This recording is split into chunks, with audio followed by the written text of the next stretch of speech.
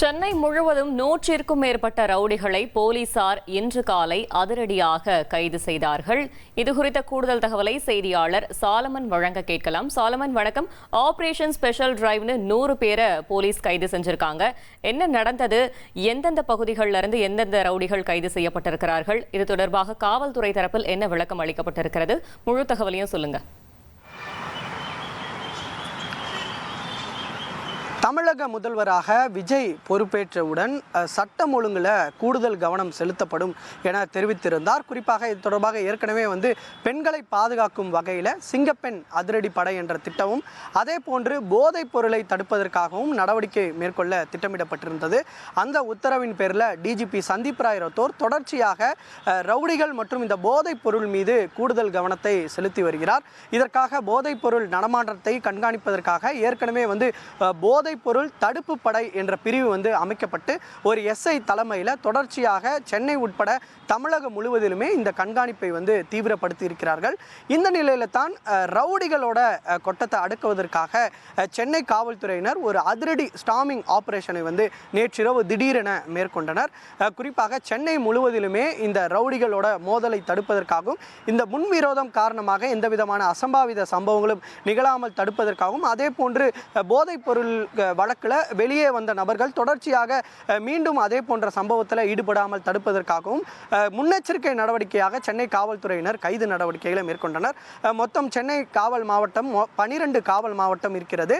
அதில் ஒவ்வொரு டிஸ்ட்ரிக்ட்லையும் அவர்கள் தீவிரமாக கைது நடவடிக்கையை மேற்கொண்டனர். குறிப்பாக அடையாறு காவல் மாவட்டத்தில் 19 ரவுடிகள் உட்பட சென்னையில் மொத்தம் 12 காவல் மாவட்டங்களிலும் 100க்கும் மேற்பட்ட ரவுடிகளை போலீசார் கைது செய்திருப்பதாக தெரிவித்திருக்கிறார்கள். இந்த திடீர் ஆபரேஷனுக்கான காரணம் என்ன என்பது தொடர்பாக சென்னை காவல்துறையிடம் நாம் விசாரித்த போது பல்வேறு காரணங்களை போலீசார் தெரிவித்திருக்கிறார்கள். குறிப்பாக கடந்த 17ஆம் தேதி தாம்பரம் அருகே 2 இளைஞர்களோட வீடுகளில் புகுந்து ஒரு 7க்கும் மேற்பட்ட ரவுடிகள் தொடர்ச்சியாக அவர்களை தாக்கி படுகொலை செய்தனர். இந்த சம்பவமானது தமிழகம் முழுவதிலுமே பெரும் அதிர்வலையை ஏற்படுத்தியது. இது தொடர்பாக அரசியல் கட்சிகளும் தங்களது கண்டனங்களை தெரிவித்தனர். ஏனென்றால் பட்டப்பகலே இது போன்ற ஒரு சம்பவம் தாம்பரம் அருகே நடந்திருப்பது அதிர்ச்சியை ஏற்படுத்தியிருப்பதாகவும் உடனடியாக அந்த ரவுடிகள் மீது கடும் நடவடிக்கை எடுக்கப்பட வேண்டும் எனவும் பல்வேறு கண்டனங்களானது தெரிவிக்கப்பட்டிருக்கக்கூடிய நிலையில் இது தொடர்பாக 2 சிறுவர்கள் உட்பட 7 நபர்களை போலீசார் கைது செய்தனர். இருப்பினும் முன்விரோதம் காரணமாகத்தான் இந்த ரவுடி மோதலானது ஏற்பட்டு இந்த கொலை சம்பவம் அரங்கேற்றி இருப்பதாக போலீசாரோட விசாரணையில் தெரிய வந்ததை அடுத்து இந்த முன்விரோதம் காரணமாக எந்த விதமான சம்பவங்களும் நடைபெறாமல் இருப்பதற்காக ஏற்கனவே ஒரு ரவுடிகளோட பட்டியலை போலீசார் எடுத்திருக்கிறார்கள்.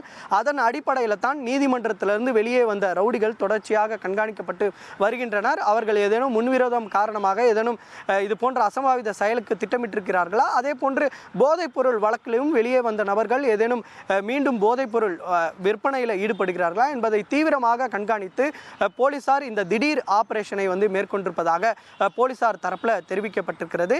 முன்னெச்சரிக்கை, அதாவது இந்த சட்டம் ஒழுங்குல தமிழக முதல்வரோட கையில் இந்த சட்டம் ஒழுங்கு துறை இருப்பதால, காவல்துறை இருப்பதால இதற்கு கூடுதலாக சென்னை காவல்துறை அபின் தினேஷ் முட்டாக் அவர்கள் தீவிரம் காட்டி வருகிறார். அதன் பேரில் தான் இந்த நடவடிக்கை மேற்கொள்ளப்படும் எனவும் இது 2 நாட்களாக இந்த ஸ்டாமிங் ஆபரேஷன் அது நடைபெறும் எனவும் மொத்தம் 300க்கும் மேற்பட்ட ரவுடிகள் கைது செய்யப்பட வாய்ப்பு இருப்பதாகவும் சென்னை காவல்துறை தரப்பில் தெரிவிக்கப்பட்டிருக்கிறது. அது மட்டுமின்றி சில ரவுடிகளிடம் இருந்து இந்த பிரமாண பத்திரத்தில் கையெழுத்திடவும் திட்டமிட்டிருக்கிறார்கள். ஏனென்றால் ஏற்கனவே இவர்கள் இந்த கையெழுத்திட்டு தான் இந்த வெளியில் வந்திருப்பார்கள். அவர்களிடம் இந்த பிரமாண பத்திரத்தில் கையெழுத்திடுவார்கள். அதாவது தாங்கள் இது மீறி ஏதாவது அசம்பாவித சம்பவத்தில் ஈடுபட்டால் உடனடியாக காவல்துறையினர் தங்களை கைது செய்யலாம் என அந்த பிரமாண பத்திரத்தில் போலீசார் கையெழுத்து பெறக்கூடிய நடவடிக்கையிலும் ஈடுபட்டிருக்கிறார்கள்.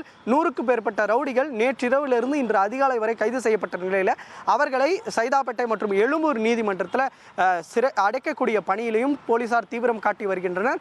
இதே போன்று தான் அடுத்தபடியாக போதைப் பொருள் இந்த தீவிரத்தை உணர்ந்து போதைப் பொருள் தடுப்பு படையினர் தீவிரம் காட்டி வருகிறார்கள். இந்த போதைப் பொருள் விற்பனையில் ஈடுபடுவார்களா என்ற கோணங்களிலும் இந்த விசாரணை நடைபெறுகிறது. அதே போன்று வெளி மாநிலங்களில் இருந்து ஏதேனும் போதைப் பொருள் கடத்தல் சம்பவம் சென்னையில் அரங்கேறி இருக்கிறதா என்பதையும் தீவிரமாக கண்காணிக்கக்கூடிய பணியில் ஈடுபட்டு வருகிறார்கள். இந்த போதைப் பொருள் தடுப்பு படை தொடர்ச்சியாக சமூக வலைதளங்களையும் கண்காணிப்பு பணியில் ஈடுபட்டு வருகிறார். ஏனென்றால் இந்த மெத்து உள்ளிட்ட அந்த கொக்கைன் போன்ற சிந்தட்டிக் ட்ரக்ஸுகளை வந்து இந்த சமூக வலைதளம் மூலமாக விற்பனை செய்வார்கள் என்ற தகவல் வந்ததின் அடிப்படையில் போலீசார் வந்து சமூக வலைதளங்களை தீவிரம் காட்டி வருகிறார்கள். இந்த ரவுடிகளை ஒடுக்கக்கூடிய நடவடிக்கையானது தொடர்ச்சியாக நடைபெறும் எனவும் சென்னை காவல்துறை தரப்பில் ஒரு தகவல் தெரிவிக்கப்பட்டிருக்கிறது. இந்த நடவடிக்கையும் பொதுமக்கள் மத்தியில் பெரும் வரவேற்பையும் பெற்றிருக்கிறது.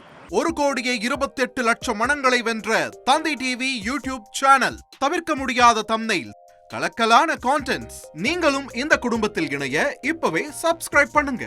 அசுரபலம் கொண்ட எங்கள் டிஜிட்டல் கரங்களில் உங்கள் விளம்பரங்களை சேர்க்க வாட்ஸ்அப் பண்ணுங்க. 8939888838. Email advtthanditv@dttv.in.